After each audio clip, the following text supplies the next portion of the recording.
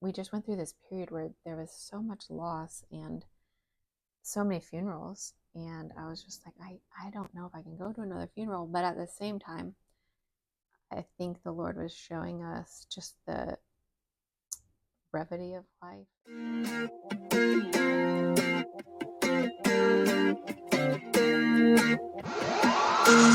Welcome to the Blind Mom Life podcast. I'm your host, Chelsey Painter Davis, blind wife, mother, and public speaker. I want to invite you to dive deep with my special guests and I as we talk conquering disabilities, cherishing motherhood, and choosing life. Are you ready?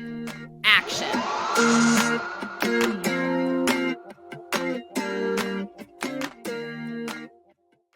All right, movie time, and it is Click with Adam Sandler. I know you weren't seeing that one coming. Neither was I.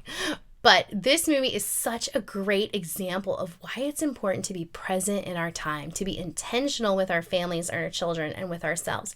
Because in this film, Adam Sandler is given a universal remote that works on the universe.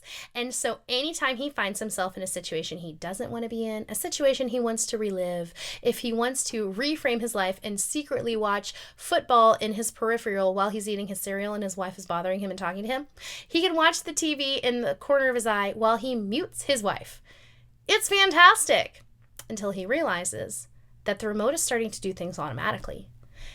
It is skipping everything in his life that's difficult. It's skipping all the good times. It's skipping all the bad times. It's skipping every time his kids want us to talk to him because it's got so used to him muting or fast forwarding his family and children, all of the struggle and difficulty and the monotony of life. Next thing he knows, he's old. His life is gone. And not only has his relationships with his family, with his wife deteriorated so much, they're barely on speaking terms. He's lost control of himself. He's become sick and unhealthy because everything was on autopilot, not just his relationships, his own care for himself. And he realizes this is not okay. What he's done to his life by having the monotony, the mundane pass by in this weary, bleary fog is he's missed it. He's missed his whole life. And it's suddenly in shambles. Not the life that he wanted, not what he dreamed of one day with his wife and his children, who he really did love. He just wanted a little break from them. He didn't want to lose everything. But because he didn't take the time to go through the hard stuff, to connect even when he was exhausted or even when he just didn't want to, he realized his life was gone. Everything had passed him by, and he'd barely noticed. These kind of things just don't happen with a universal remote that controls the universe. These things happen in our lives all the time. I know it is so easy when I get busy working or when I get busy cleaning the house or doing a project or doing something for friends that I can spend the whole day, 12 hours with my children and realize I haven't actually talked to them. I mean, I've talked at them. I've told them to do things. I've served them all day long, cooking and cleaning for them and getting them dressed and finding a toy for them and setting up a craft for them. But when did I connect with them? When did I ask them how they were doing? When did I ask them how their day was? I know my son's not very verbal right now, but my daughter sure is. And as much as I can talk to her, I could play with my son. I could snuggle him. We could play monsters with each other. There's so much we can do. And I, way more than I want to admit, lose track of that. And I look up and where'd my life go? Where'd my time with my little kids go? They're only 3 and 1. But where did it go? I spent so much time being tired and exhausted and frustrated and busy and just wanting to get the day over. I just want them to go to bed because I just need a minute. And then my daughter's almost 4. And then my son's almost 2. Where did my time go? I'm scared that if I stay in this pattern, I'm going to wake up one day and my life is going to be in shambles because I went on autopilot for my relationships and I went on autopilot for myself. I know that the busier I get, the less healthy I eat, the less I think about resting, the less I think about spending time actually speaking with my husband and hearing his heart and sharing mine with his. How am I supposed to keep going like that if one day I'm just going to end up like Adam Sandler at the end of the film, looking down at myself sick and unhealthy and my family barely wanting to speak with me? That's not the life I want for myself. And that's not the life Maryellen wanted for herself. Being so busy with her career and her children and her husband and her activities and church, and next thing you know, where'd your life go? What happened? So I'm so excited for her to come on and share with you the solution to this problem that she found in her family when she started looking at herself and others as whole beings who have lots of needs, but mostly just need people to be present with and time for themselves to pause and refocus and steady and remember what their lives are for. All right, Maryellen, why don't you tell us a little bit about yourself? All right. Well, first, I just want to thank you for this good work that you're doing and just for inviting me to be a part of it today. So, all right. I was born and raised in Connecticut, and I'm the third of 6 kids. Oh, wow. So I'm surrounded by brothers in the middle, and then my sisters are the oldest and youngest. So, yeah, 6 of us, and our parents got divorced when I was 12. So, you know, I think people, you might relate to this. I think most of us kind of find how we relate to God based on our relationship with our dad. And so I think for kids or people that grow up without their dad, I think sometimes you either fall into the, God seems distant or absent, or I've read God seems really, really close, And so for me, I kind of fell into the second part. Fortunately, I grew up, I thought God was my dad. So just felt very close. Like I babysat for a family and they bought me my first pair of Nikes when I was 12. And so I started running every day after school. We had a dog and I had to run the dog, and I would just talk and talk and talk to God on those runs. And, oh, wow. Yeah. And so it was very therapeutic and just very, I don't know. I just felt this close, I felt God was protecting me. God was guiding me. God would.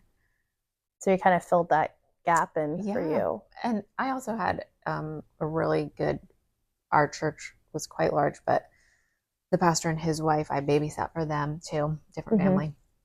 But they really kind of took me in as their own, and they would check in with me like a dad and mom would, So that was good. And then I think with the divorce, I don't know if this is accurate, but I think the judge might have ordered counseling for us kids. And so I did go to a Christian counselor, and that just really helped, just process a lot of the emotions. So I'm just saying that part of my story because it really, at age 12, I was kind of like really aware that like it helps to talk out your feelings, and there are people that can help you with this. And I kind of look back now and see how it kind of shaped what I do in, what I enjoy doing.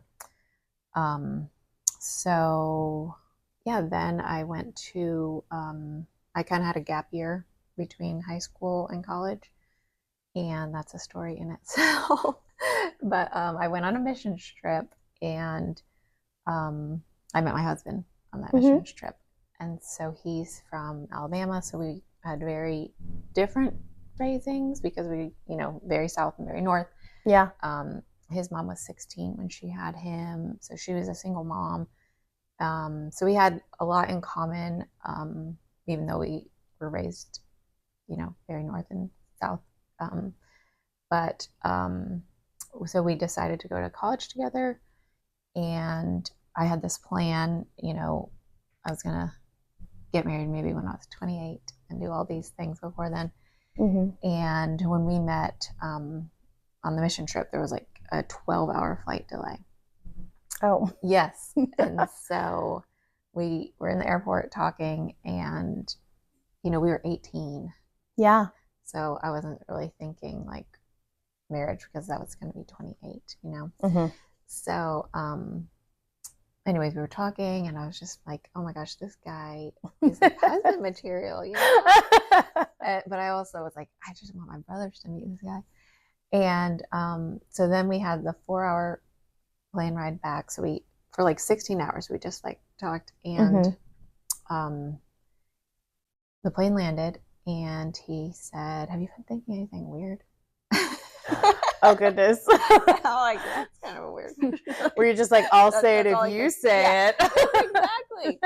I was like, I said, I'm not going to say it. I said, have you been thinking anything weird? And he was like, I'm not saying. So we both said, yeah, we're not saying. And we just walked off the plane. That was it. Oh, wow. Yeah. And that was like in the 90s. So like, no cell phones or anything. Mm-hmm. So, yeah, we had just exchanged the whole team of us. There was 200 of us. Just addresses and home phone numbers. Mm-hmm. Not even email, like, right. Yeah. And so, yeah, we just kept in touch, and then we decided to go to college together. So we went to college together, had really great mentors, and I was able to play college soccer. So it was just a huge blessing that I met him, and then we got to go to school together. Mm-hmm. And I was wanting to study pre-med, but I couldn't get these 2 classes to work out with the lab and my schedule for training and traveling for games. Mm-hmm. So my advisor was just like Maryellen, just, you can study psychology, because I was taking these classes and I was like, oh my gosh, I love this stuff. Like, mm-hmm. just learning about behavior and development. And yeah. So she said, you know what, just after you graduate college, I had to get some clinical hours before you can apply to the grad programs anyway. Mm-hmm. So she was like, just do those hours and then take these classes after you graduate. So that was neat because it opened up psychology. I was able to take like a lot of psychology classes, which I really enjoyed, but I still got the bio minor, mm-hmm. just missing these 2 classes for the grad school. So we graduated, got those classes, and I worked in women's health. I worked at a psych ward at a hospital and at a women's health. Yeah. Yeah. I learned a lot there. Did you see a lot of like postpartum depression with those 2 overlapping? Well, okay, so let me clarify. They were 2 different jobs. Okay. I thought you meant the same job. I was like, do all women's health facilities have a psych ward on standby? No, that was my bad. No. I mean, it would be fair, like if they Lord. did. No, so one was a psych ward. I don't think we saw any postpartum there. No. Oh my goodness. No, we were seeing some really heavy stuff, Mm-hmm. Not that postpartum isn't heavy, but yeah, no, it was not my favorite job. It was very tough, but definitely eye-opening, and I was using my degree, Mm-hmm. And then I was able to find this women's health job that it was an OBGYN. So right. Gotcha. We did see postpartum there, but it was separate. So that was interesting to learn those 2 fields. And then we moved to Nashville for grad school. And I forgot to mention the summer before our senior year of college, mm-hmm. My husband and I, we weren't married. We didn't get married till after college, but mm-hmm. We applied to an internship in Colorado with Focus on the Family, and we both got in, and so we did that. So that was, I had wanted to go to college in Colorado. That's why I took that gap year, because mm-hmm. that didn't work out. And Dr. Dobson was kind of just like the other male voice in my life. Like, my mom just had the radio going all the time. And so his radio show, I don't know if you remember it, back in the 90s, it was just always on. Mm-hmm. So I would find myself listening, and just, I wasn't taking notes, but, I was just really listening.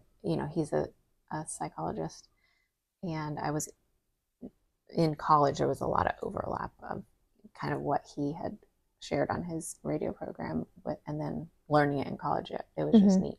So when we went to the internship, it was neat to be, on campus and meet him. And we had, I don't know if you know John Eldridge. He's an author and a counselor that we read his books now too. But anyways, we had some really great professors out there. And too, I think just with both of our families, both of our parents being from broken homes, it was just really neat for us to just kind of get some foundation there before we got married. So yeah, then we went to grad school and started our family. So yeah, we have 3 daughters, and then their ages 18, 15, and 11. And then we are guardians of a 7-year-old little boy since this summer. Yeah. So what was that like, moving into being a mom and a wife and stuff when you're still balancing this medical career? Yeah, so that was a lot because we got pregnant with Lindsay before I graduated from grad school. So wow. So it was the clinical year when you're doing the rotations, when you're actually like not sitting in class, but you're in the office. So yeah, so like my ER rotation, I was pregnant, and like, you're just so tired, and it was overnight, and yeah, just very nauseous. So I never really got to practice medicine without being a mom. And I never was a mom without practicing medicine. So, which maybe, I don't think that's what I expected. I kind of thought I was going to graduate, work as a PA for a little while, then have a family, but God had other plans, and it worked out great. It was just, like you said, it was a lot of juggling, just, on call and weekends and holidays. And, God provided great childcare for our girls. But growing up, my mom was stay at home. So I thought I was going to stay at home. I think I just always thought, oh, I'll stay at home. But no, my kids went to daycare, which kind of, initially, I think I was like a little bit heartbroken, but I mean, it was a great daycare, and the care they received there, God really provided special people. So, and it worked out. So, just that mom guilt of working outside the home, and then wanting to be there for them. I had to work through that. And my heart, I really did want to be home with them a lot. And now they're all in school, and I am home with them. So it's kind of ironic that, but I see God's hand and timing in that too. So, yeah. So did you find, like, how did you find yourself falling into busyness traps and stuff when you were, because I'm sure juggling a career, juggling 3 kids at that point, then having to be present as a wife and all those other things that we have to be as just women, like sisters and friends and neighbors, and what kind of traps did you fall into with your family with just busyness? I think it was a lot of overwhelm, because like you said, I think we could sit here and name, probably at least 30 things, 30 roles that moms or parents have from the time the kids wake up, till they go to sleep, or even while they're sleeping. Just, you're changing diapers, so you're sanitation, and you're planning meals, so you're nutritionist, and you're cooking, and you're cleaning, and you're scheduling, right? And you're trying to plan fun things for them. You're in charge of what they're learning. You're filtering, what they're watching. You're the memory maker. You're the memory keeper, right? Like, I feel like we could name so many things. And in those things, I really wanted to be Christ-like in those roles, right? Be an imitator of Christ in those things to my kids. And to be like Christ, you have to be with Christ, right? And so I think that was part of my tension, was just like so overwhelmed. And then and that was inside the home. And then I would go to work and, you know, do that job. Which is an overwhelming job too, isn't it? Working in medical. Well, yeah, I mean, you're in charge of people's health. So I was fortunate to work for really great supervising physicians. We always had a really good team of brains working on, people's things. But yeah, it's a lot of pressure. You want to serve your patients well. And I didn't like to practice as just like, oh, here, write this, do, I like to really find out the root cause and dig deep to find out, the best outcomes. So it was a lot. I remember I worked like 2 Mother's Days. Actually, with our third baby, my first day back from maternity leave was Mother's Day. Oh no. Yeah. That's rough. And so one of my daughters, she said she was old enough and she was like, Mom, are kids supposed to be with their moms on Mother's Day? Oh no. I was like, like that got me. And so, yeah, we worked as much as we could with my schedule. I had to reach a certain full-time hours for the health insurance, but the schedule, my supervisor position did try to help me have like 410s or, the best you could manage to. But there was always home. Holidays, like medicine doesn't shut down Christmas Eve, Right. So yeah, a lot of Christmas Eves working, and it was urgent care was part of what I did. So it's not like an office that closes all the time. Not as bad as an ER, but yeah. So. So when did you? I guess what made you first realize that you guys were having a problem with trying to keep up with all of that all the time and just focusing on like, oh, I gotta be home and I gotta work with the kids and take care of them, but oh, now I gotta be at work and I gotta work there. And when did that start to manifest into issues? Well, I think it was just kind of like this Groundhog Day, like every day is the same, which I think that's, kind of part of the mundane. If you don't really like stop and realize what you're actually doing, it can kind of just get monotonous, And so in the fields that my husband and I were given to work in, with my husband being a teacher and a coach, and then in medicine, I feel like those jobs, you really get a lot of time with people. You get a lot of maybe insider info of their lives, think about your healthcare team, like they know stuff about you, right? That, more than they should, probably. Right. You just have to know that stuff. And so, people were really just giving a lot of information to us, and we were kind of seeing patterns over a dozen years or more of just kind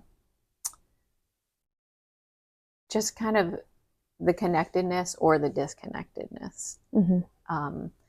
And so then we started to see the disconnectedness ourselves, just kind of, and when I say connectedness, so, connection of our lives and our beings to our creator, and then also connection with each other.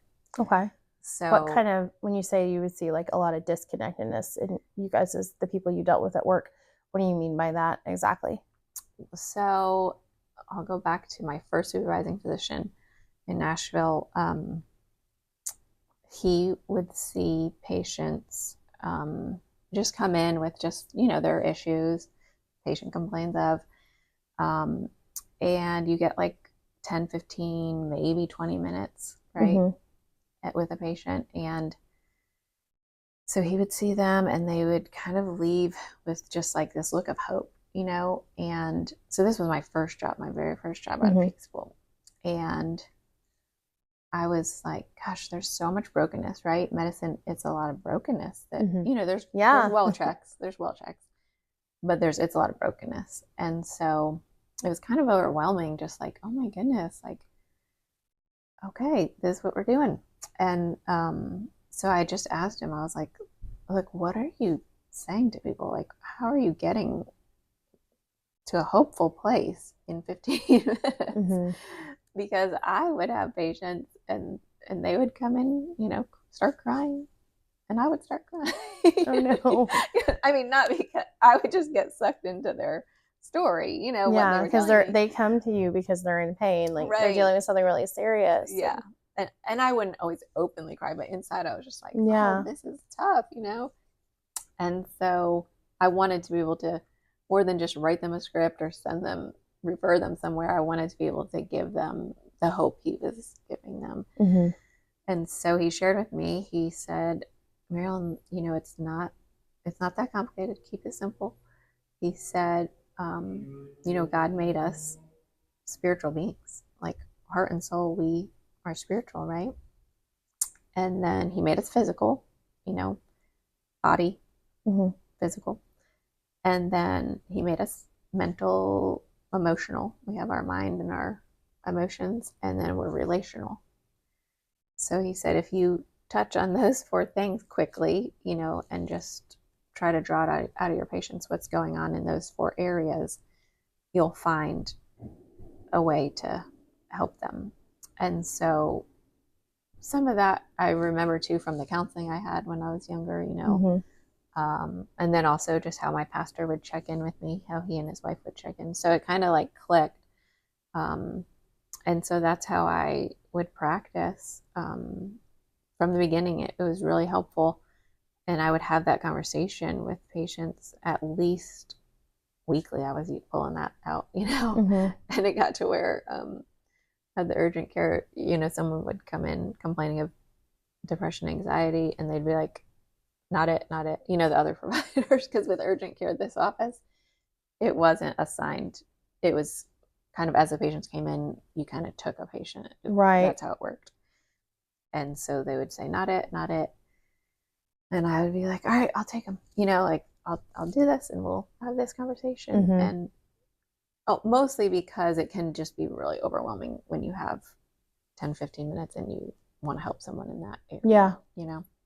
So I was just really thankful for that kind of roadmap, and would have that conversation with my patients So weekly. like for that example, what would that kind of look like when you're talking to someone who comes in depression, anxiety, the other doctors are a little too nervous to deal with it. You get 15 minutes. How would you hit on those four areas of their life? Like, could you give us an example? Yeah, I would say, and this is what the doctor taught me, he said, have the patient sit down, you sit with them, and say, these chairs that we're sitting on, how many legs do they have? Okay, 4. Right. I'm like, is this a trick question? four legs to the chair. Sometimes you get these 3-legged chairs, but we're talking 4-legged chair. So he said, and this is what I would say, if this chair had 3 legs, like missing a fourth, would you be able to sit in it and be comfortable? No. So if it only had 2, would you be able to sit? No. No. And if it had 1? No, that'd be a pogo stick. Yes. So I'd go through that. Never good at. So I'd go through that and I'd say, okay, so just like that chair, and I would say, like, God made us with these 4 areas that, we need to pay attention to. Mm-hmm. So he made us heart and soul. He made us physical. He made us mental, emotional. He made us relational. So I'd say, in your life, what can you see that's, kind of off? How are you sleeping? Are you sleeping through the night? Are you, prioritizing sleep? Because a good day starts with a good night, right? And are you drinking water? Are you paying attention to what you're eating? Are you taking some medications that maybe aren't right for you? Or, so we would just really address physically. Do you have some addictions or something you're struggling with? Mentally, emotionally, what are the thoughts that are going through your head? Like, are you looping on things that, you're just kind of stuck? What emotions are you feeling? Like, are you actually processing them, or are you like, Elsa and Anna, let it go? Like, you can let things go, or even Taylor Swift, shake it off. Like, sure, you can shake things off, but you got to process them 1st, right? So, and then relationally, like, is there something going on in your home, in your work? Is there a relationship in your like extended family that's just like throwing you off, you know? So, yeah, it was almost every time the patient would just be so thankful and just be like, yeah, let me just work on this, you know, and we would address the medicine too and a referral if needed, but like it just helped them see, you know, our wellness is very connected. And one of my rotations, back in PA school when I was pregnant, was at a correctional facility it was my psych rotation. So I was with the psychiatrist for 6 weeks. Again, it was just a very hard rotation, because these inmates were there and the psychiatrist was trying to figure out kind of, well, what their diagnosis was, but also like why they did what they did and what they were feeling about it. Right. And there's studies that, you know, if we're not in tune with, if we're not self-aware, you're not others aware, right? Others awareness starts with self-awareness. And so what they were seeing is a lot of inmates, when they were younger, they weren't allowed to express their emotions. So they would maybe, when they were younger, express an emotion and get negative feedback from that. And so that kind of shuts everything down and it makes them think, oh, well, feeling is not okay. And so then if you grow up like that, thinking feelings are not okay, then you don't really have any foundation for being concerned about how others feel, right? So they were just seeing a link between like their behavior and not really looking at the consequences of it. So, yeah, so it just, emotional and mental awareness is just very important of part of who we are, right? And how we relate to others. So the relational aspect, you know, love your neighbor as yourself. You can't really love others if you don't love yourself, right? So I think that's the connection when you were saying like what disconnect were we seeing, and so we were just seeing those areas were not connected. And then that was like manifesting into physical problems that would bring the patients in. Is that kind of what was happening? Yes. Yeah. Or they just weren't even aware of physically what was going on with them, right? Yeah. So so you guys are noticing that. You said your husband was a teacher? Yes. At the same time, so you're seeing it in your patients, he's seeing it in like students and athletes. So did you guys start seeing emotional disconnect in your own household at all with everything that you guys were trying to manage at the same time? Or was it mostly just other places you were seeing it? Yeah, you know, as our kids were starting to grow up and enter those very emotional years, you know, I think in medicine and even in teaching, you're kind of, and I don't know, you maybe notice this too in hearing people's stories, like you just kind of keep these little mental notes, like, okay, they're going through this. To avoid that, do this, you know? Right? Yeah. Yeah, so we had like 12 years of like, oh boy, being here we scared right, of all the bad things that can happen. Right. And so I kind of was just like, Lord, like, I don't want fear-based parenting, you know, you want hope-based parenting, right? And so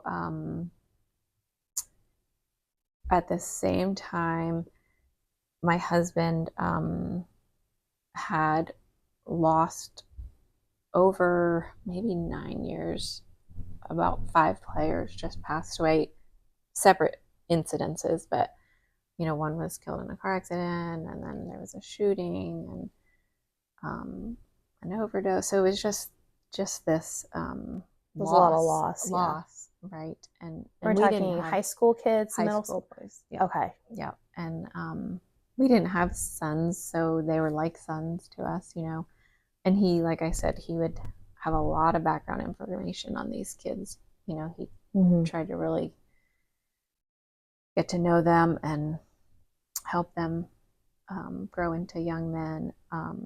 So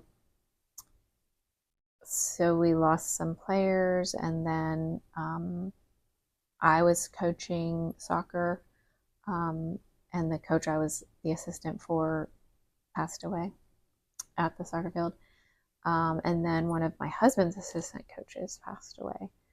So, and then there were, just people in our lives that we just went through this period where there was so much loss and so many funerals. And I was just like, I don't know if I can go to another funeral. But at the same time, I think the Lord was showing us just the brevity of life. And because at these funerals, you've been to a funeral, right?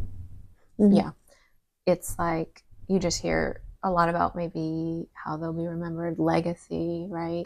Yeah.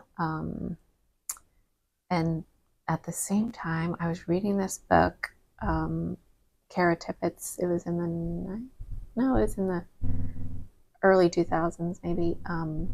Just an author, a pastor's wife, and she was sharing her journey with breast cancer.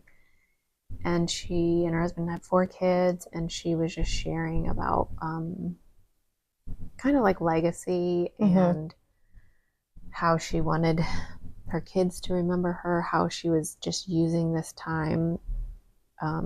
I think she knew it was terminal for her. And so just how she was really being intentional with the time she had with them. Mm-hmm. And so I think it was just a lot of different ways that this message was coming to me of just like really being intentional about our lives and connecting it to what God has given us, made available to us, and connecting with others. And just really valuing each day,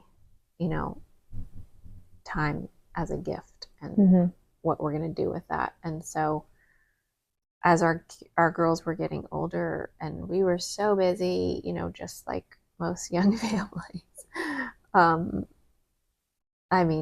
The schedules my husband's schedule alone, just he would leave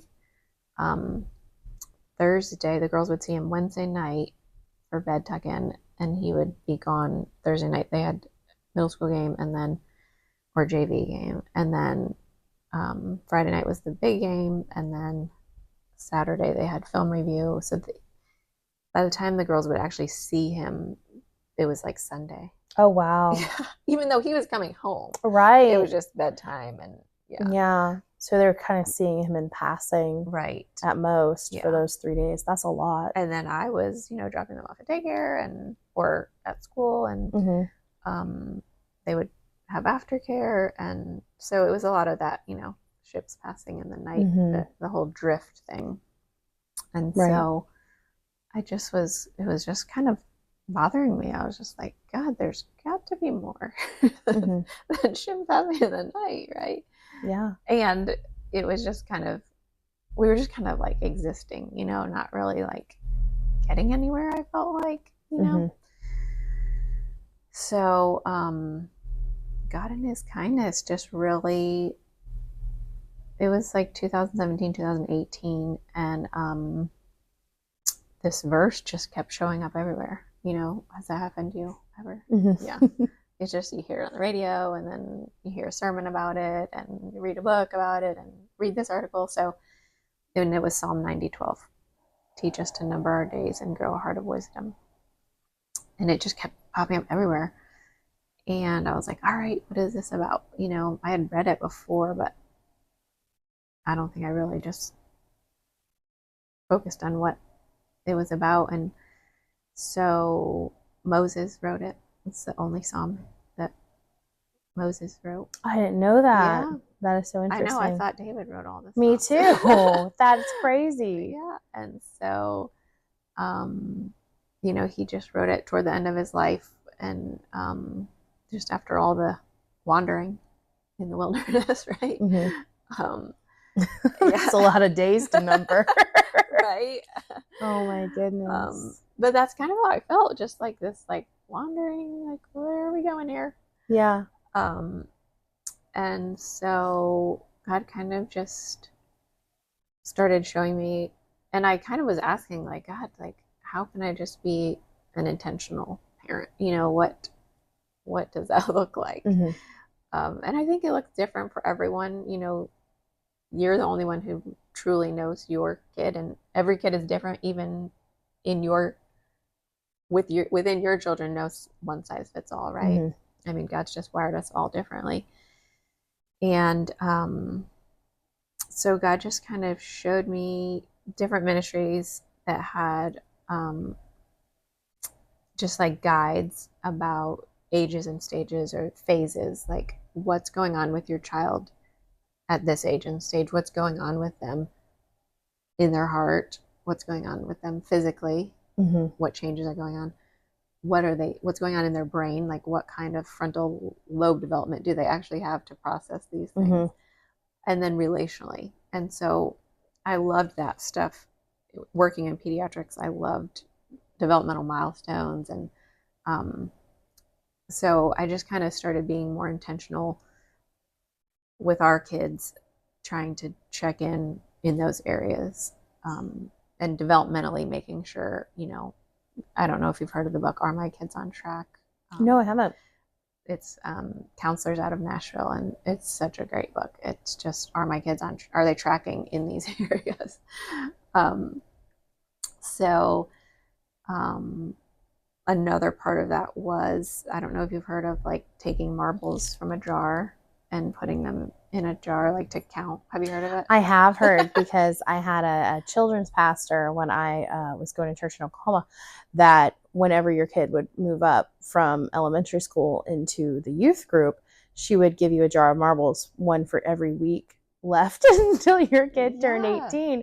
And I would give her so much crap about it, because I was like, Heather, like, I'm sobbing, it's not even my kid.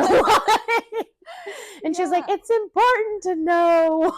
Yes. I'm like, it's painful to know. Yeah. But yeah, you're right. Like, it's so easy to just get busy with our home is like just kind of where we sleep, with everything we're doing. And next thing we know, like, my daughter's about to turn 4. That's like, when did this happen? Right? Time flies when you're having fun, Chelsey, right? I used to think all I would ever do with my life is clean off a high chair. And now she actually helped make me breakfast this morning. I'm like, this is so sweet, different. Yeah. Yeah, just like you're saying, like what they say, the days are long, but the years are short, right? And so, yeah, I think what you're describing, it's just like a tangible way of kind of jogging the memory of, yeah, like these ages and stages aren't forever, right? Which, like diaper stage, good things, you know. But so I was trying to do that, but I was literally losing my marbles, like, you know, like that's a lot of marbles to keep up with. And so I just woke up with this idea one day to just have this board that would show me the ages, you know, in the weeks. And I was like, okay, like, what is this going to look like? How do you do this? But anyways, we did that, and it just kind of helps us kind of remember that, yeah, each day really is a gift. Like, none of us are guaranteed, right? Anytime. And then also we just kind of focus for the week or the 2 weeks, or sometimes it's a month, on things that we just feel like we need to be on the same page together as a family, you know? Can you give an example of? Oh, sure. Lots of weeks and months to pick from. Yeah, I mean, kindness. Like, you just start to notice, are we really being kind to each other? You know, like, and if we can't be kind to each other, can we be kind to people outside of our home? You know, or listening, or gentleness, or yeah, we've talked about just being still, you know, and so just topics that are on our heart and that we want to make sure we've talked to our kids about, you know, because sometimes it's easy to think, oh, my kid knows that. Like you assume they know it, but they don't, right? Like, yeah. There's so much. I never realized like how much you have to learn to be a human until I had to start teaching it to a kid. I'm like, oh, you have to explain what being rude is, and you have to explain like how to put the water in the cup, and like there's just so many things. And then like once you add social on top of it, just they have to take care of their own little bodies, but now you have to take care of other people's feelings and their feelings. I'm like, wow, being a human is so complicated, and it's so much to learn. Yes, you get it. Yeah. So, and that can just seem overwhelming.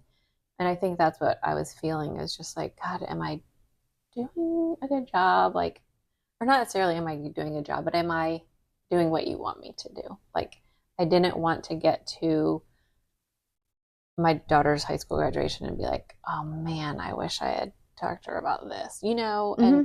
And even in medicine, I would have patients end of life. You know, it was primary care, so we had birth through the 90s. And I would have a lot of patients that were like, you know what, I wish I had had this conversation, or I wish I had spent more time, or I wish I had, a lot of just regrets, you know? Yeah. But I never heard anyone say, oh, I wish I had worked more shifts, you know? Like, yeah. So, yeah, so I just was really thankful God gave us this gift, this plan of getting our family on the same page and checking in, you know, like even with well checks, you take your kid once they pass age 2, it's just a yearly visit, right? But the hope is that parents are checking in, right? Like, you can't go a whole year. But sometimes kids would come in and they'd have, and I'd say, how long has this been going on? And they'd, you know, throw out a time frame, and their parents would look at me like, I had no idea. And the kids would say usually one of two things. One, either I tried to tell you, but you weren't listening. And I don't know what tried to tell you means. Like, I don't know how much they were trying, or how much, sometimes it's perspective too, you know. But I tried to tell you, you weren't listening, or I was too afraid to tell you, you know, again, because of expectations.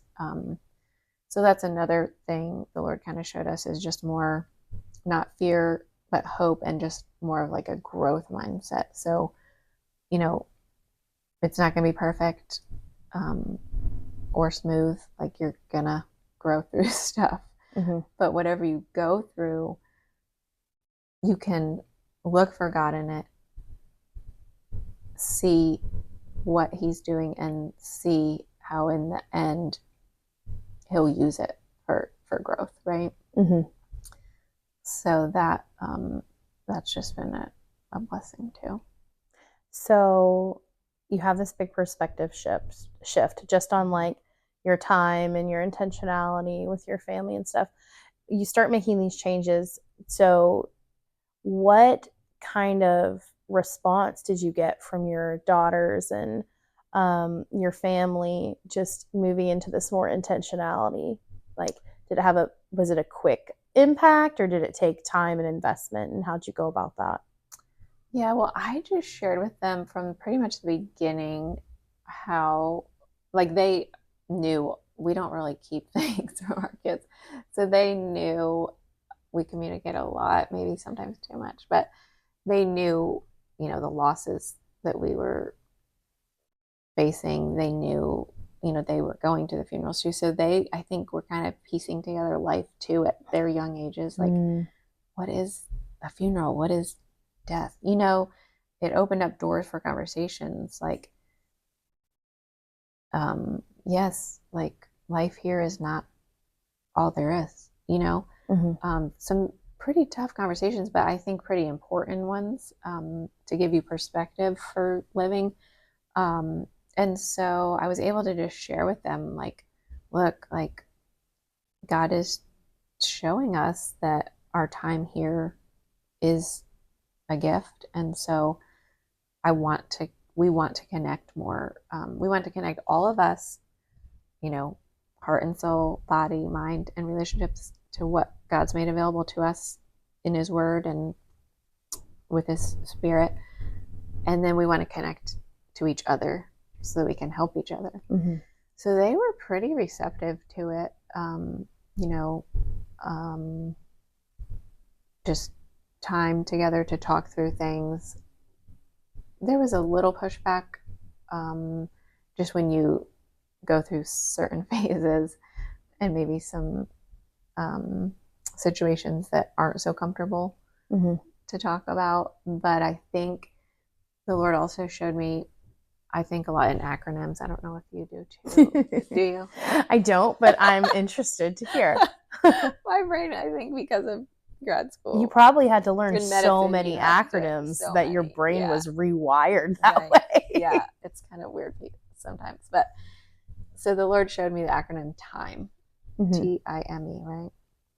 So whenever we would have an issue, I would use this, and it worked every time. It still works. So T, this is important. This is important. Like when you say that, it kind of makes you like stop and be like, okay, what's important, you know? I care about you.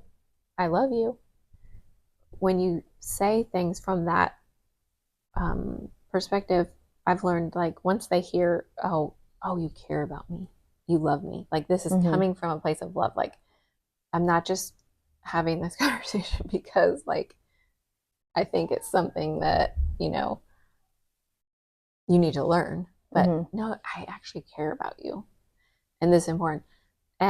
Let's make a plan together. So with that, you're just kind of inviting, you know, when you give kids or anyone part of the responsibility, like they're more into it, right? Like yeah, like it's called collaborative problem solving is one way I've heard it phrased. Yes. So like if you want your kids to eat veggies, have them help you make the veggies, right? Like make it their idea kind of thing. And then the E is then enjoy growth. Like look, we'll go ahead and experience growth instead of the same thing happening over and over again. So like here's a silly example.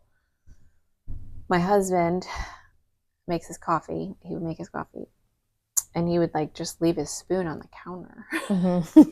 This is really silly. No, I love silly. Go. but it like really annoyed me. Like it really frustrated me. Like his dirty spoon after the coffee spoon. Yeah. So coffee on the counter, and sticky. And the sink was literally like what 2 feet. You know, like can you just like put in the sink, right? Like you don't even have to put in the dishwasher. That would be bonus. But like if you don't address those things, like how does he know that it bothers me, right? Like he grew up doing like in his home that's what they did. Like that's, you know, like it was just a normal part of his muscle memory. Just the coffee spoon. Right. Yeah. But in my mind, my dad always has a dirty napkin underneath his coffee spoon. Okay. So yeah. So you have a spoon and a napkin. Yes. Yeah. So I was just like, I'm just gonna say this. Like, look, this is important. And I love you. I care about you. I care about our relationship here. So like, what's the plan here? Like, what? How can we change this? And he's like, he's like, I can just put it in the sink. I'm like, brilliant. Like, great idea.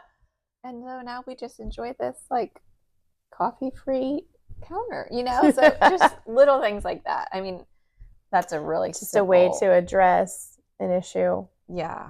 Without it being like a lecture or a negative thing, right? I like how it's a blend of like the emotional and mental, because like the mental part is like let's collaborate together, but the emotional part is like I care about you. This is important to me.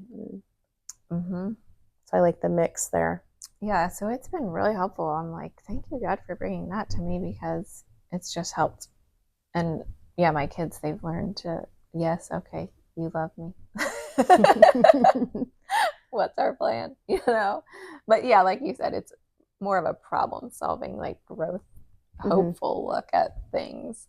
And that coffee spoon, that's just a very simple, like we've had deeper stuff that I see how you could easily use that same strategy to talk about like some really like serious issues that like especially with teenage girls have to deal with. I bet like you saw in your clinic time, things can escalate really quickly once children get older. Right. To very scary places. And like those patients' parents, you said, they just like, I didn't even know these problems were going on. I didn't know.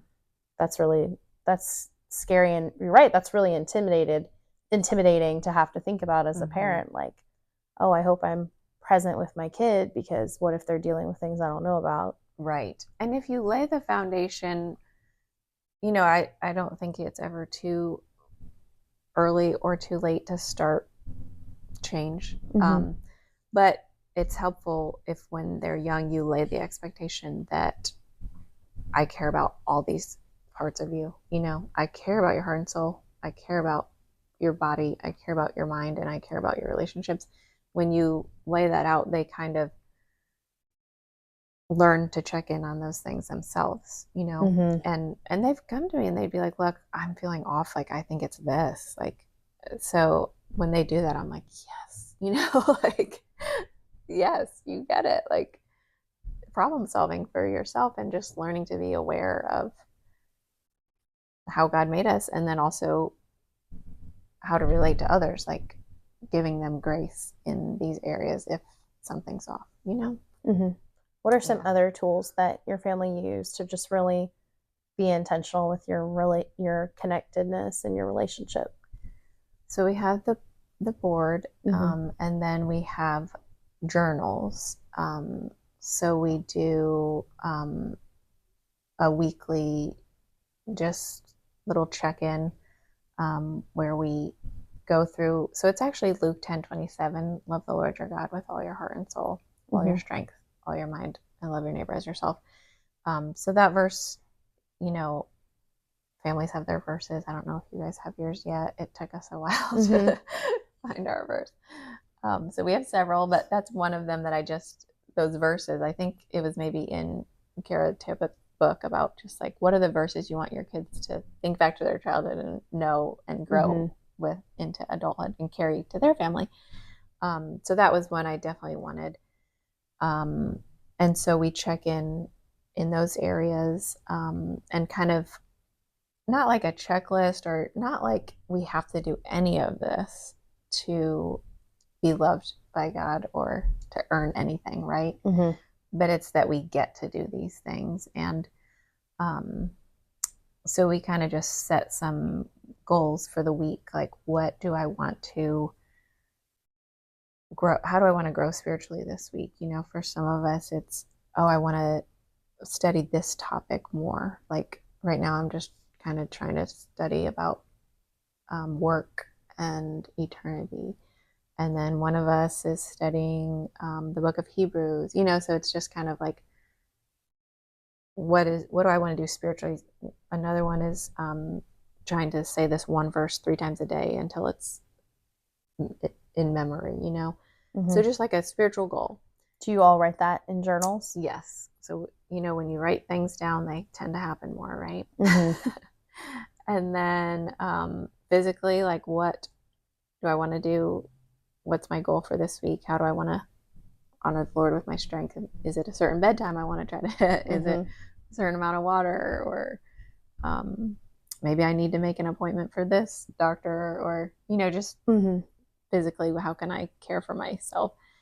And then mentally, emotionally, like, what kind of things do I want to fill my brain? Like, maybe you're just reading a book on this, or maybe you need help in this area, or maybe there's this emotion that you need to see a therapist about, or, and then relationally, like, what's something I can do to connect with this family member or this friend, or how can I serve someone here, or where do I see a struggle and how can I, seek peace in that area.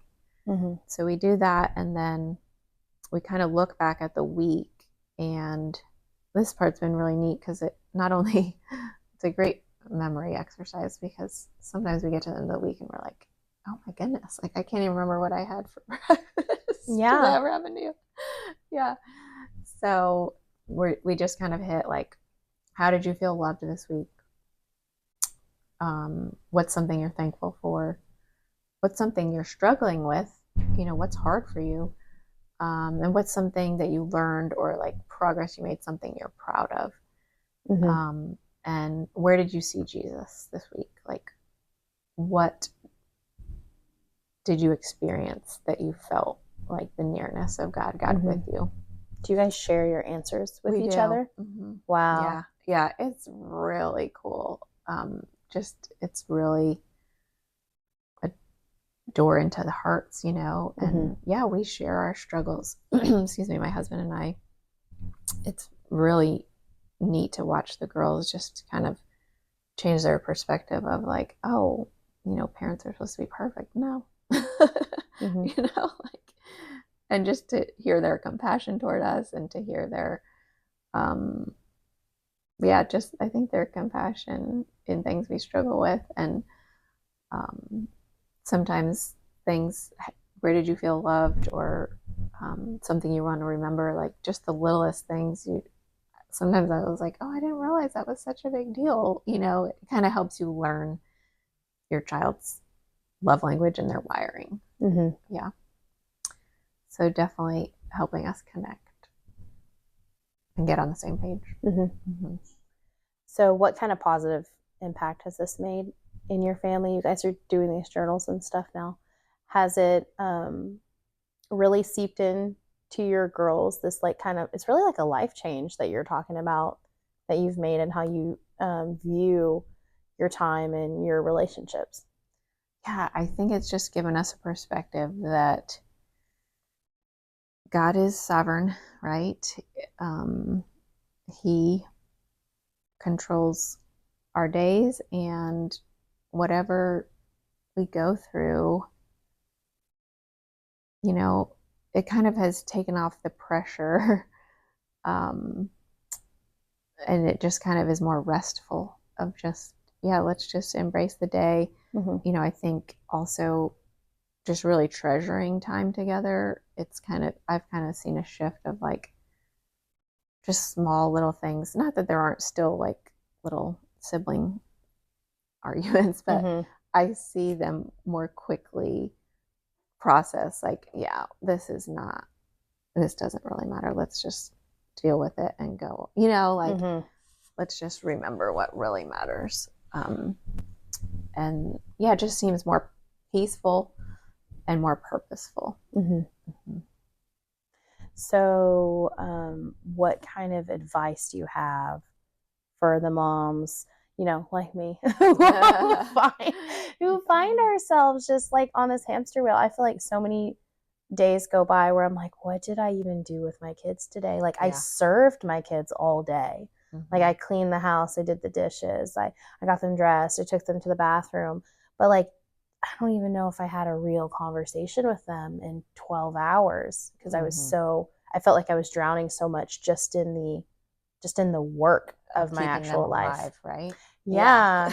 So where's like a good place for like moms like me to really start and hope that we can make that like positive shift into not just like living, but like really enjoying our relationships and our time with each other? Yeah. So I think it's definitely part of motherhood is just that, like you were saying, the constant serving and doing to keep them alive, things they can't do, the basic needs met. Yeah. And I think, God is so kind and faithful throughout his word. He reminds us he's with us, and his spirit instructs us, and we can call to him for help. And so I think just cry out to God and just ask him, like, what's a plan that works for my family? What's a plan that works for me? And what, even just for the day, like what for this day, like what do you want me to, how can I be with Jesus in these things I have to do today? And so we kind of have this rhythm: pause, connect, focus, grow. And that kind of is just, touches on the 4 areas. So just pause, just be still, find the time and it's hard in motherhood. But I think even your kids may not pause. They probably won't, but you can pause. And John Eldridge, actually, in one of his books, he just says, just pause, just take a deep breath, breathe in, give everything and everyone to Jesus. Like, that's been such a help to me. Just, it takes what, 30 seconds? Just give everyone and everything to just unload. Connect. So connect to God, of course, through His Word and through prayer, and with your child, right? Yeah. And then focus. Like, if there's things you're looping on, whether it's like something you actually have to do, like just find a way to get it done, or to get it off your plate, or to get it on a list of things to do when I can, but just so that it's not taking up brain space. And then just focus on, what's true. Like, the work mothers do is so important. And I think it's easy for us to get overwhelmed, especially in the little years, and just feel like, yeah, this isn't really amounting to much, right? But what's true is, yes, it's important. Every moment that you're spending, everything you're doing, it matters. It's ministry, right? Yeah. To your children. And connect with other moms too, right? Find community. None of us are meant to do this alone. And then grow. And so just have that hopeful mindset, not fearful, but hopeful that whatever you go through, God will meet you. He's with you. And ask yourself, what is God doing in this situation? Even the hard things, like, what is God doing? Because He's doing something, right? It's never too late to start. It's never too late to look at your family and say, hey, I want to be with you. I don't want to just live in the same house. I don't want to just pass each other by. I don't want to wonder what I did with my life. I want to be with you. I want to be connected to you, our hearts, our minds, our souls. I want all of us to be together and enjoying our lives together, because our days are numbered. And when you think about how scary that is, you also realize the freedom that comes in it. Because when we stop living like we're going to live forever, when we stop living like we can just skip things and move around and we have so much time, who cares? I'll get to it eventually. We can really think, like, if I only have this many years, or this many days even, what is most important to me? And suddenly, all the busyness falls away. All the superfluous, silly things that we feel like we have to do start to fall away. And we realize that for almost everyone, the most important thing was love. It's the love that we have for our spouses, the love that we have for our children, and the love that we have for Jesus that He has for us. And we can, at any moment in our lives, pause and refocus and realign all of these responsibilities and schedules and start to think eternally instead of the way everyone else does, about everything we must do and everything we must get done. And, oh, I don't have time for this. So I didn't see my kids for 4 days, but I'm so busy. I'm doing all of these things, and isn't that great? But I'm keeping up. I'm drowning. I'm drowning in everything I've done, and my life is gone. But just like Maryellen said, at any moment, we can take control of our own lives. We can start looking at ourselves as whole people with needs in all kinds of categories to build our health in ourselves, so we can have healthy relationships with our families, with our friends, with our neighbors. And we can move forward in our lives in control of our time by giving it back to the one who gave us life and saying, what would Jesus have me do? If my days truly are numbered and my life truly will one day be eternal, what would Jesus have me do with my time right now? All right, the Ask Me Anything time of the podcast. So the first question I have for you is a little more depressing. So this comes up all the time when I mention to people that I'm blind and I have children. The first thing people say, kind of as an instinct sometimes, is, but how do you take care of your kids? I know they mean this question in a really good way, but it honestly really hurts my feelings. And the reason it hurts my feelings is not what you think. I know that what they're saying is, wow, if I was blind, I don't know how I would take care of my kids. So how do you take care of your kids?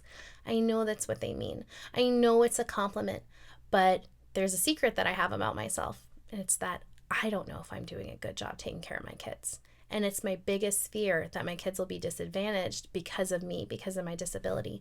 And I was horrendously stressed for my whole first pregnancy, wondering how I was going to do all of these things because I didn't babysit when I was in high school. I had almost no baby experience just as a person. And now I had to figure out how to do all of it blind when I didn't know how to do all of it in the first place. And it was very intimidating. And I carried that into my first year of motherhood. And so it's still a tender spot in my heart, wondering if I am taking good care of my kids. So accidentally, unbeknownst to them, when people do ask me, but how do you take care of your kids? It just steps on that little sensitive part in my heart. But I try to remember that's not what they meant. They don't mean, surely you're inadequate, Chelsey. They just meant they wouldn't know how you would do it. So I try not to let it get to me, and I just move on. And I say something like, it is really hard. It's kind of difficult, but we work it out. So the next question I have for you is, how do you potty train your children?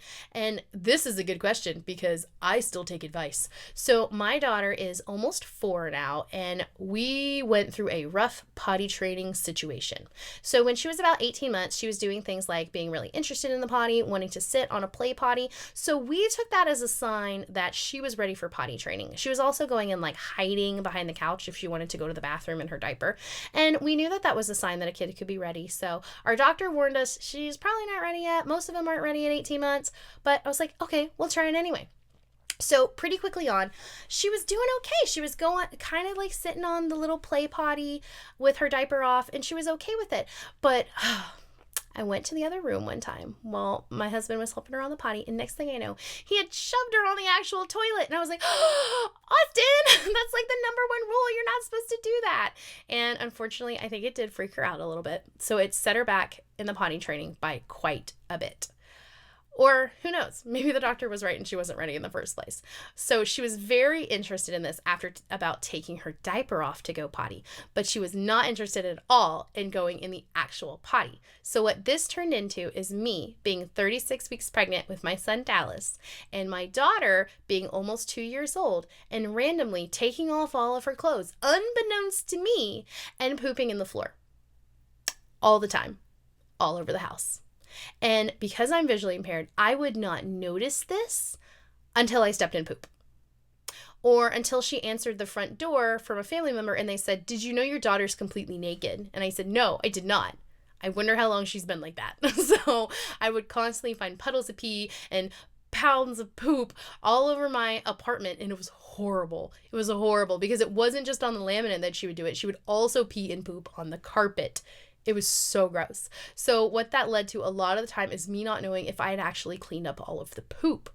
So I would get on FaceTime with my mother or my sister-in-law or my sister, and I would hold the iPhone out while I was on my hands and knees holding a thing of Clorox wipes, trying to wipe the floor. Oh, at 36 weeks pregnant. And I remember my mom all the time, she'd be like, Chelsey, hold the camera steady. I can't see if you got all the poop. And I'm like, I'm not a human tripod. I don't know what to tell you. I just want to cry. This is so horrible. Emmy, why will you please stop pooping on the floor? And that was for about like a 4-month period. It was absolutely horrible. But we tried again when she was about 2.5. We put a pin in it after my son was born. We're like, okay, I'm not doing this. I'm not interested at all. This is not happening. But when she was about 2.5 and my son was about 6 months old, we tried again. And she did much better. What we did is my mother had bought her a package of princess panties, and she was so excited about them, she asked if she could wear them. And I said, if you want to wear these princess panties, you got to give me that diaper. So she did, and we got rid of all of the diapers, and she put on the princess panties in her long legging pants. And if she started to have an accident, she was verbal enough at that point that she would tell me. She would say, uh-oh, or I had an accident. And I would quickly take her and put her on the potty to finish up the rest of her peeing. Now, granted, most of the first week, all the pee went on her clothes. All the pee went on the floor. But you know what? That was okay because she was starting to understand that the pee went in the potty, and she was starting to want to make it to the potty, because whenever she did sit on the potty for me, I would give her an M&M or let her watch some Cocomelon or some kind of prize. She really, really worked hard for Ready Whip and sprinkles. Those were her favorite things. So I just set timers, and we'd go potty every 15 minutes and sit on the potty, and she'd get a prize. And eventually, that was the way she became potty trained. She started to be able to hold it longer, and many accidents later, I have a pretty much potty trained daughter. We still have accidents now and again, which I think is just normal for a 3-year-old, but that is a system we use that worked the best with my visual impairment. I know a lot of people will use the fully naked system, and they will just watch for when their kid starts to go potty and take them, or just whisk them on the potty like that. That's just not something that worked for me because I just couldn't really tell when she was about to go pee. So whenever I realized she was peeing, she'd already peed quite a lot of pee. So I really needed her to be clothed, and I really needed her to be verbal with me. And that was kind of the difference between me and other sighted moms. So I just now know that potty training is not something I can do in 18 months without the house being an absolute disaster. Potty training is more something I can do when they're 2.5. And you know what? That's still in the normal healthy zone, so I'm totally fine with it. If you want to see more content from me, you can follow me on Facebook, X, Instagram, YouTube, or you can check me out on my website, chelseapainterdavis.com. That is a great place to sign up for my newsletter or to recommend a friend to the podcast. Do you know someone with an inspiring story? I would love to hear it.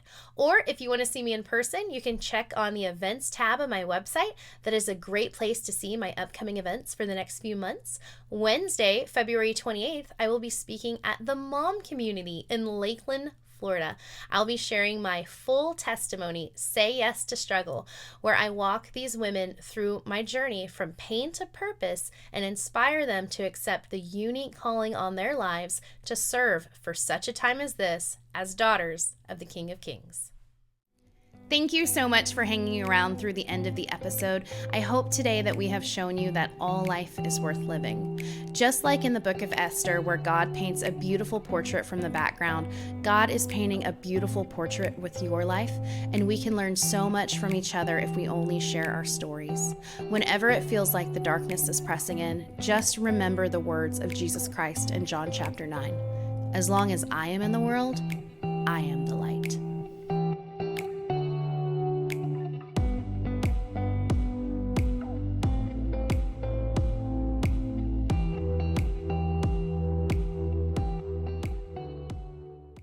Attempts.